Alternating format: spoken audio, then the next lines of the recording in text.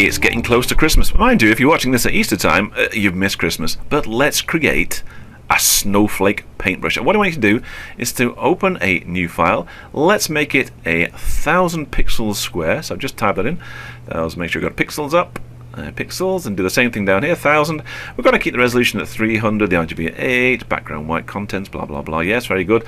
Click OK, and we have a nice square to play with. So we're going to drop a shape on this. Let's go to the shape icon there, and at the top here you'll see all your shapes turn up. Now you might not have these specific shapes, but if you go into your flyout menu, you might be able to reset them, load shapes, replace the shapes.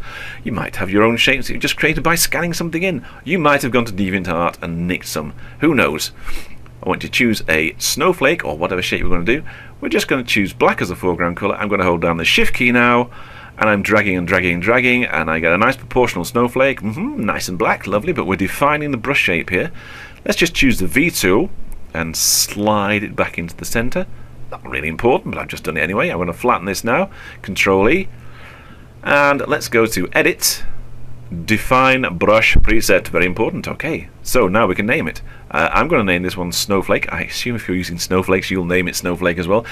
Name your Snowflake one if it's first one. This isn't my first one. This is Snowflake. Snowflake 5. Okay, done it. We've defined a brush. Where is it? It's in the brushes.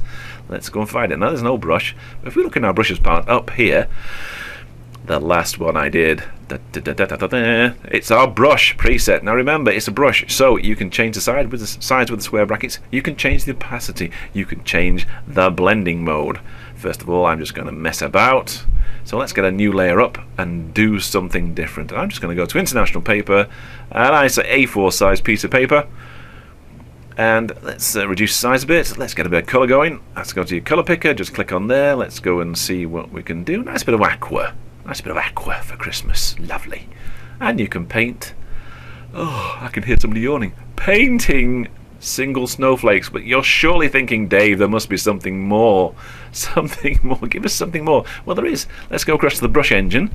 A brush engine, you say? Yeah, brush engine. It's over there, hidden away. And there's shape dynamics. Alright, shape dynamics, okie dokie. Slide around the sliders. I'm not going to give you magic numbers to type in here. It's all a question of playing around.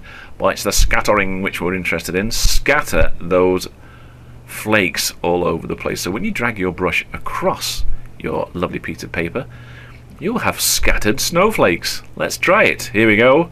Scatter, scatter, scatter. All I'm doing is holding the mouse down, dragging that snowflake brush across, and I'm scattering snowflakes willy-nilly. So let's change the size, use the square brackets to decrease the size. Let's choose another colour with a colour pick. And let's paint some little dinky snowflakes over the top. Lovely. Don't forget, you've got your opacity, you've got your blend modes to play with. Size, opacity, blend modes, totally flexible. How marvellous is that? Let's choose another colour, something dingy, and let's stick it in multiply on a new layer. And that's pretty dingy, isn't it? So don't forget, it's not a mistake. Let's just play with the blend modes until something nice pops out, and I'm going to put it on to difference. Look at that. Isn't that lovely and soft? Now you're probably thinking, well, that's great, Dave, really really interesting. What can we do? Well, you can save this out as a texture. You can also open up an empty layer over a portrait, whatever else, start adding snowflakes, you know, that kind of thing. Save it as a texture in your texture file, your overlay file, whatever. Easy enough to do. You can bring it out, then you can change the colours, you can do whatever you want with it. We've got other brushes which I've saved. Let's just have a new layer on top of that and have a different colour. It's going to be a colour picker again. Let's have something totally different. Dingy yellow. Yeah, dingy yellow, why not?